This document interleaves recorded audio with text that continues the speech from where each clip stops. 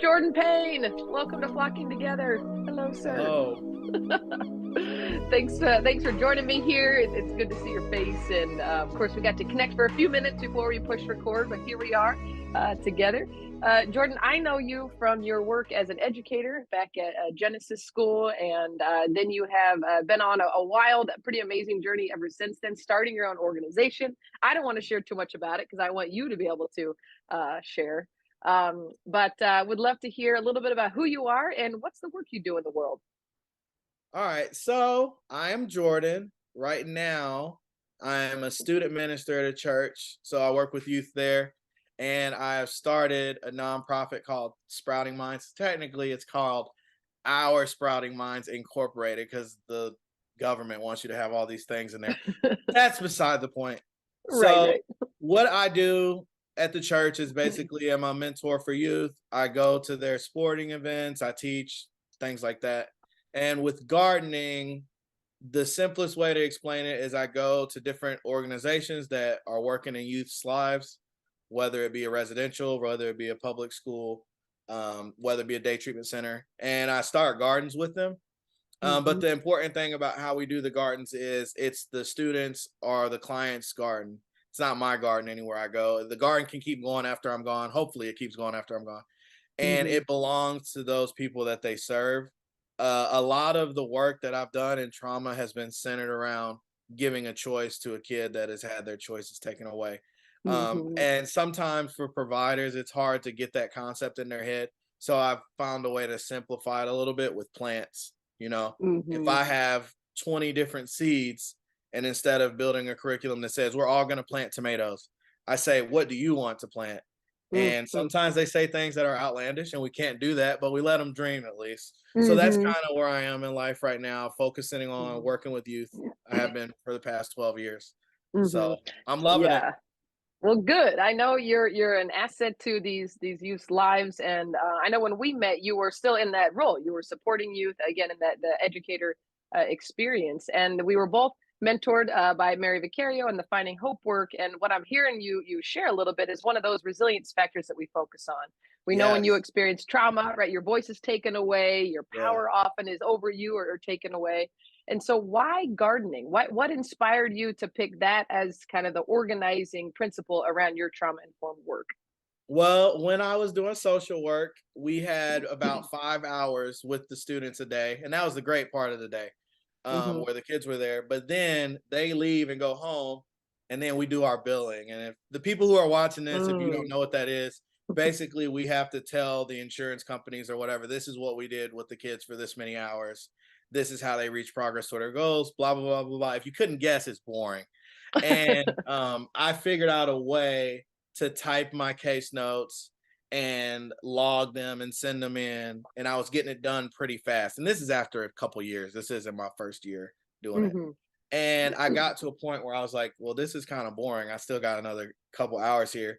And so originally, I came up with an idea to make a trail at the program Mm. that I was working at. And that only took a couple of weeks. And so after we built the trail, I was like, well, that was a waste of time. Mm. Then I said, maybe we could, I kid you not, I just said, maybe we could make a garden with these kids and then they could grow some plants. And Hmm. it resonated with a lot of my friends on social media. They donated a lot of money. I found a really cool book by the guy named Mel Bartholomew, Square Foot Gardening. It's Hmm. really good for when you're working with the population I do, where they need work with boundaries, where they need to have their own ownership of something. Because for Hmm. 1 square foot, you can have 1 square foot of corn, or you can have 9 bean plants, Mm. or maybe 2 cucumber plants. So there's a different amount of plants that you can plant in 1 square foot, depending on what that kid wants. Hmm. And another thing that I did that a lot of people in the therapeutic horticulture or horticultural therapy field, we'll probably talk more about that, that a Hmm. lot of them haven't done is I taught the kids how to build the actual raised beds themselves. And Mm. so, in a very safe way, everybody watching, it Sure, was sure. very safe. We practiced everything before we did it. But I taught kids that I am proud of this, but the kids that I had using a power tool had days prior probably been physically aggressive at home or in the program. Mhm. And we found a way Mhm. to teach them safely in a controlled environment how to use power tools and change their schema for something like a drill. Uh, Mhm. I know a lot of us have seen Mhm. that video or that photo where a traumatized person looks at a father and a son, and he's Mm. underneath the car, and there's a wrench next to it, and you ask the traumatized person what's going to happen here, and they typically will say, well, someone's going to get hurt. And Mm. so my heart with the power tools is to retrain the mind and give them positive connections with tools and Mhm. adults, And one of the big things is if I say to a kid, we're going to learn how to use a drill today, and I take the battery out the first time and just let them hold it to feel the weight of it. And if a kid says, I don't feel safe doing that, then they don't do it. Wow, yeah. Then I don't make them do it, and Yes, so yes. that's one of the big things that I'm really passionate about showing the providers that I work with. It's okay for a kid to say no. Let them say no. Mhm. Yes. They're gonna Yes. be in your program whether they say yes or no. They're not gonna get Mhm. released today if they, oh wow, you said yes to using a drill, you can go back to your school. Sure, That's not sure. how it works. So give them the Mhm. opportunity to say no. Give them some Mhm. power back in their lives. So Yeah. as you can see, I get a little excited about this stuff. I don't even Yes. remember what the question was. I just got Yeah. going. Well, I know you. I'm tracking. I know you get excited, and I think that's one of the gifts that you bring to the work in whatever role, whether you're like you said, a youth mentor or with the director of a nonprofit. There's a couple of things that I've noticed as you've built your programming that I just want to highlight that I think are not only cool, but I think they're so healing. You mentioned therapeutic horticulture, right? So the trauma informed horticulture work. We'll have you talk about it in a minute. But there are some things I just heard. We know when especially a kid is in a traumatic environment or experiencing toxic stress over and over, their ability to act on their environment or make change sometimes Yes, is absolutely. nil, right? So I love that. So with the raised beds, you're showing I can change from 4 planks of wood laying around to assemble them and they create something, right? And what that does for the body, the healing aspect of that, the movement that you engage, the choice that you engage, the voice. How have you stayed strong in what you know in your head and heart, why those are so important when you're in systems that sometimes buck against that or have I don't know, policies or procedures that don't maybe allow for so much voice and choice Yeah. and experimentation. Well, one big thing is you just fight for it, or Okay. let's say our agency has made money over here, and this agency doesn't necessarily want to spend on this. We'll take some of that Mm, money and then we'll buy it mm-hmm. anyways. That's Okay, one okay. thing. You're But creative. I one like it.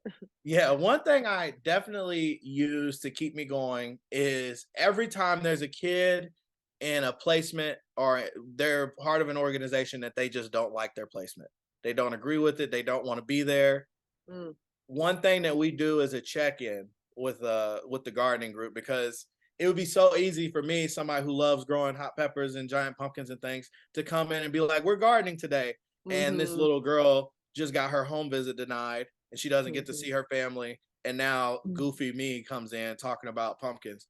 Mm-hmm. We do a check-in and we don't say how are you feeling because that's a waste of time. We say Okay, like, okay. well, what weather are you today or what color are you Uh-huh. today? Something that's like not judgmental. Yeah.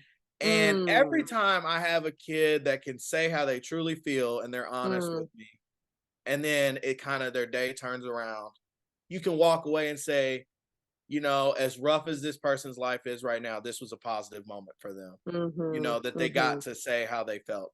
Another thing mhm, is, and this has happened many times, where one of my favorite places that I work is a residential for girls, and a lot of times they are there and it's not their choice that they're there, and mhm, they're not thrilled with the placement, and many times they have been antsy to leave. They got maybe 2 weeks to go or so, and they're talking about how much they hate the place, and then we get into garden group and they're like, I can't believe I helped do this, or I grew this, or make sure y'all mhm. give me my plant when I leave, Nice. and that language of ownership. I'm like getting emotional right now. That language Yeah, of yeah, ownership and yeah. having a positive connection with providers, because Mhm, it's very easy for them to hate the people that work at mhm, those. They've got to mhm, keep it safe, and sometimes safe in that type of situation doesn't feel good to someone that already doesn't feel mhm, safe anyways.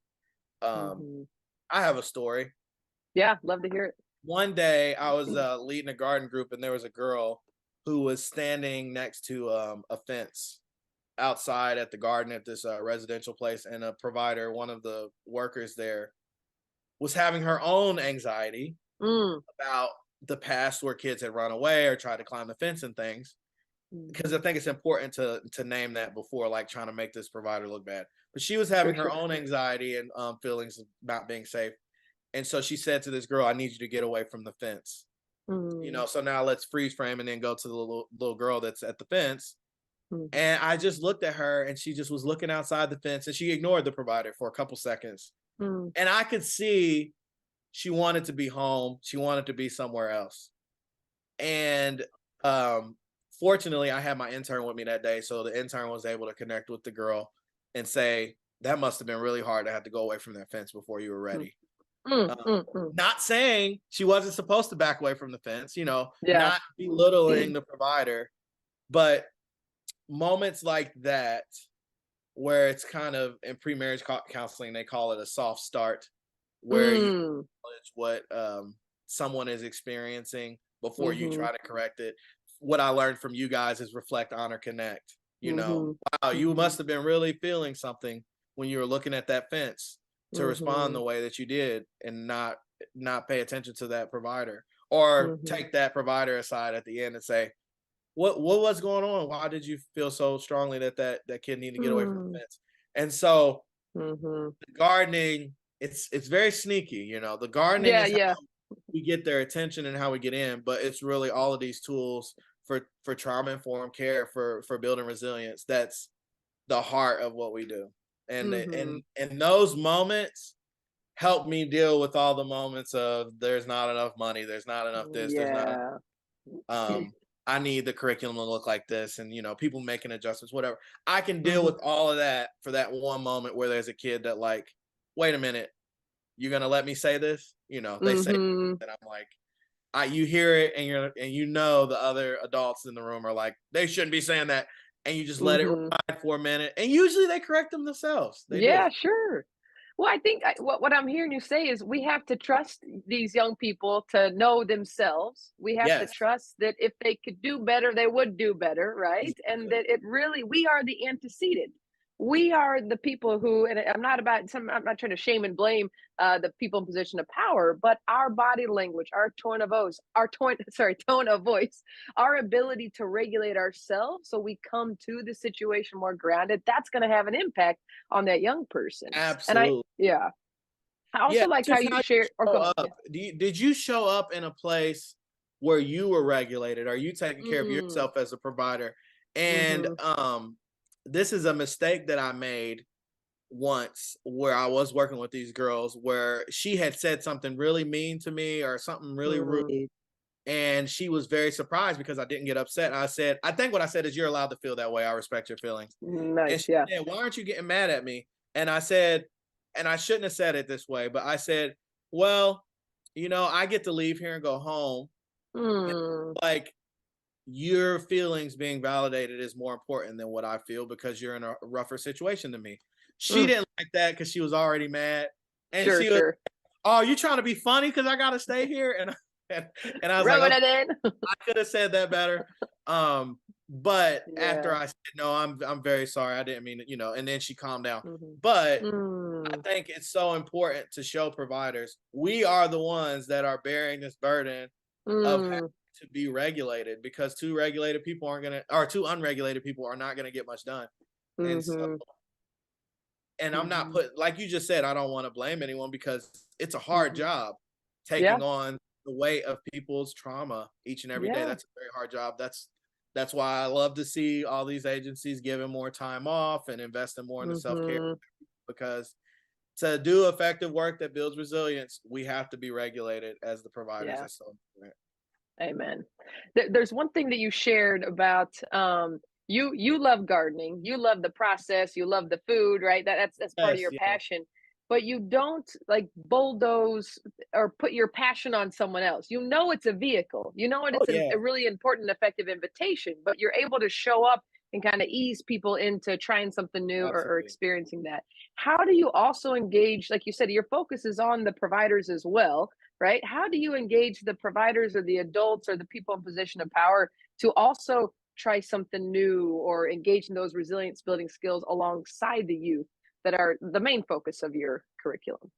So one of the big things is diversifying the way that we do the gardening. Mm-hmm. So every week isn't going to be out tilling the land. Right, right, right. What is that? Working the land, Yeah. like the farmer out in the sun. It's not like every week we're just working the kids. You know, Uh-huh. there's weeks of building. There's weeks where we do some Yeah. weeding. Most Mhm. sites there's a lot of weeks where we do like some sort of a craft or something. Mhm. Every week there's an alternative activity because of rain. Mm, yeah, sure, So sure. we have a lot of alternative activities, but a lot of the activities that we do, we use gardening to kind of get to know the kids more. So Mm. let's see here. There's an activity that we do with trellises, where Mhm. we have to build a trellis out of bamboo, or their agency buys one, and we talk about support systems. And Mhm. so Ah, cool. kids need support systems, right? And Mhm. so whether they like gardening or not, they'll usually be okay with helping put the trellis up. But then we'll have a Mhm. discussion about support systems. Who's in your Mhm. support system? Who's not doing so great in your support system? Mm. Feel like your support system needs improvement.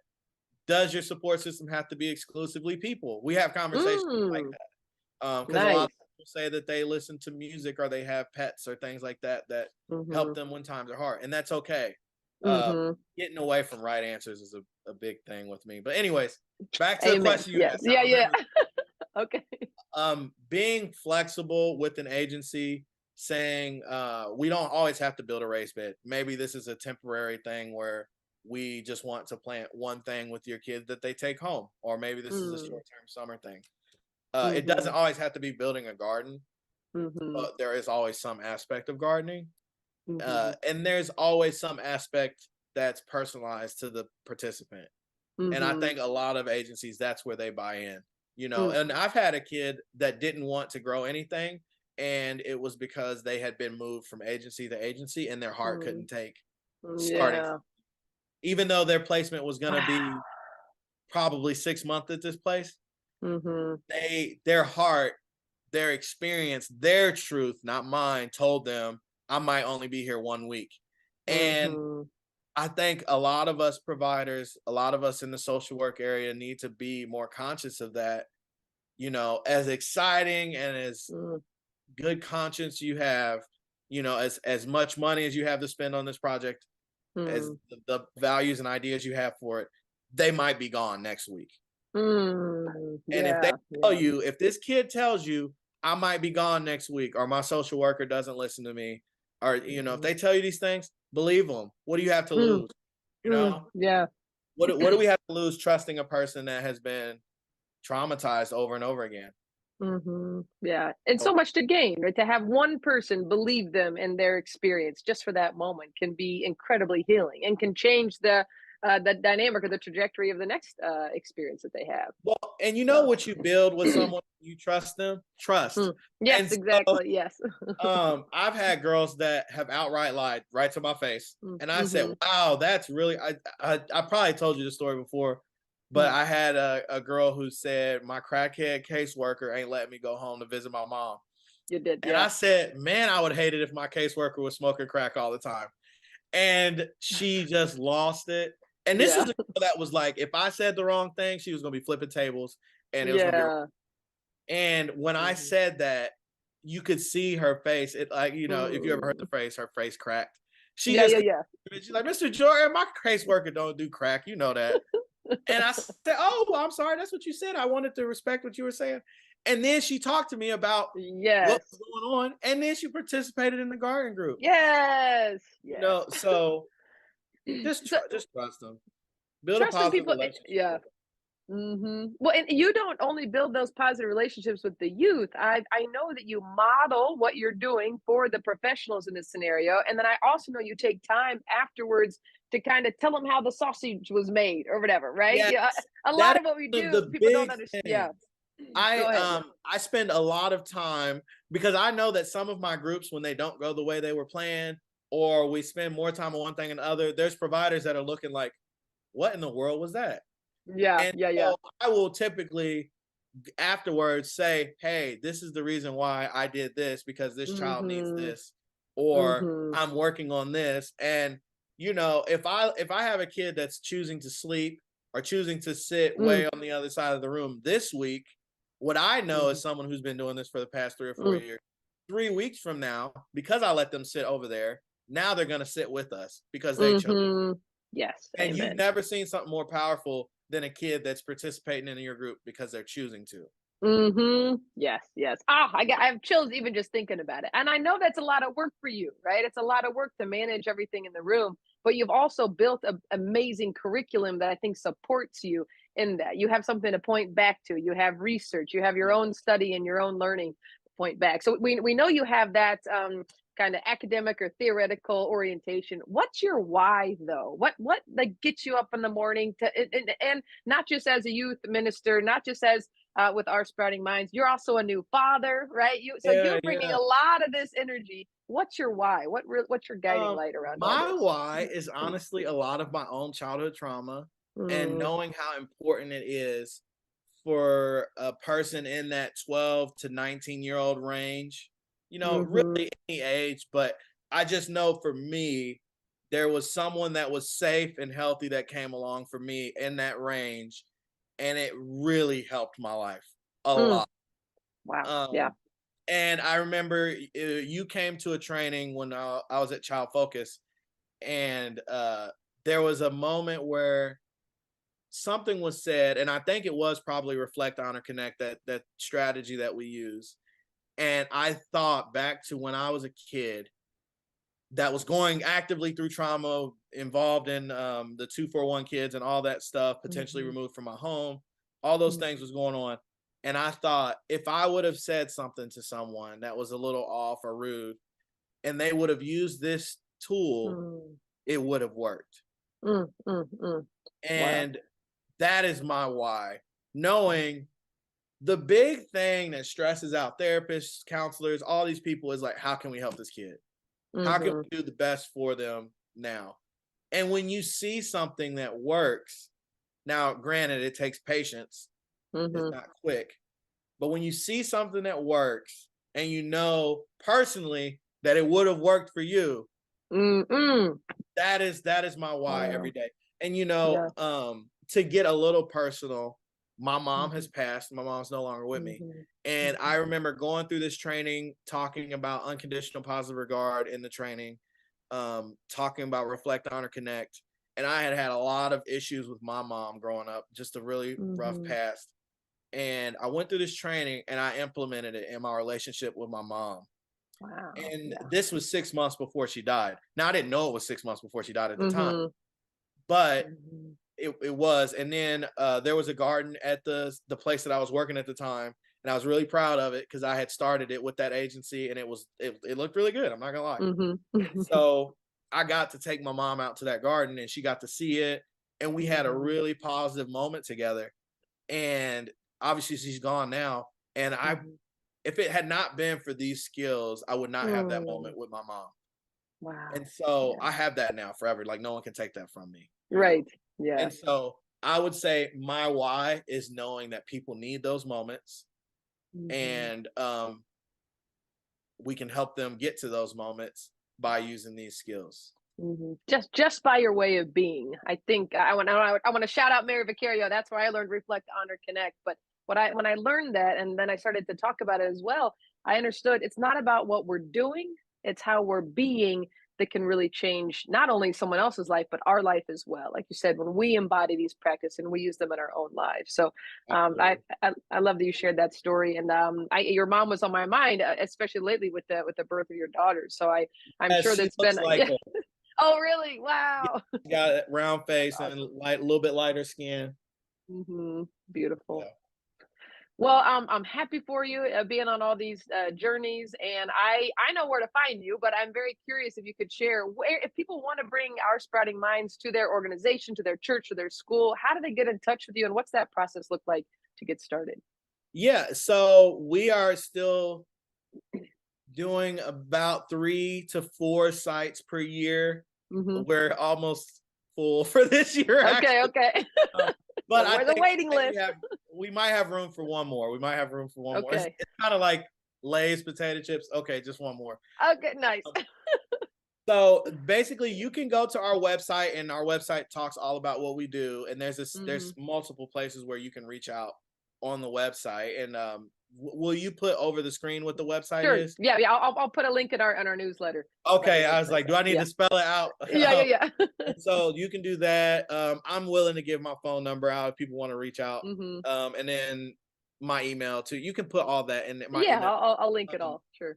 So typically the way it works, I have a lot of experience gardening, people. So please trust me. I have had several agencies that I've worked with where I've said, maybe we shouldn't put so many plants in that area. And they get excited, and I'm very much given choice. So nice. please That was trust your my choice. experience. You know, when you move past that dreaming phase into the planting phase, Yeah. you know. So Stick with Farmer Jordan. yes, just trust me when it comes to putting the seeds in the ground. But we typically will, me and my intern Maria Gully will come out. She's got a degree in horticulture, so she knows more about plants than I do. I'm more of the edible plants, and she's of every other plant ever. Nice. I have finally relinquished control, and I let them plant flowers now. You probably remember this when we first started. I was like, oh, I don't want it. I'm not doing flowers. No, use our space for flowers, and I had to practice what I preach. If they want to plant flowers, let them plant flowers. And we had some really beautiful flowers this year. You can see them on the site. Awesome. So you can reach out. We'll come to you and look at your place, talk to you about what it would look like, what we think would be best, how many weeks, what day we would meet if it needed to be a certain time or things like that. We typically go from anywhere from like a short-term thing, like 4 weeks, to longer term thing like 16 weeks. Places bring us back every year for like a little bit. We'll do plans for people, for their kids, stuff like that. So it really is, just like I say to each kid, it's just to every agency what is best for them. Beautiful. Well, you're flexible, you have a brilliant curriculum, and you bring so much passion to the work, and I'm just grateful for you, Jordan. Yeah, it's been nice being in your corner over these years. And we get to meet the baby. All right, let's meet the baby. I can hear her rustling around. Oh yeah, you might get a little crying. I know, Quinn. Come here. Do we get the whole government name here, or are we getting a nickname? Quinn Renee Payne. Quinn Renee Payne. Welcome to the world. Actually, my mom's middle name. Oh, beautiful. So we named her after my mom. And then, you know how people always have these cool stories about the name of the kids? We went through about 500 names, and we just thought Quinn was cool. Nice. Make up a story later. Oh, there she is. I can see her toesies. Oh. Being a dad looks good on you, Jordan. Oh. Okay, Quinn, say hi. Hi, say buddy. Hi. There we go. Quinn, say hi. Hi, Quinn. Quinn, it's your first Zoom meeting. And she does not like it. She does not like it. She's over it. Get me in the garden. Yeah, I know. Oh, I'm sorry. She said there's no milk on that Zoom. Okay. Well, I'll let you get to feeding her. Thank you, Jordan. Thank you. Big love to you, and I'm sure we'll connect soon. All right. Bye-bye.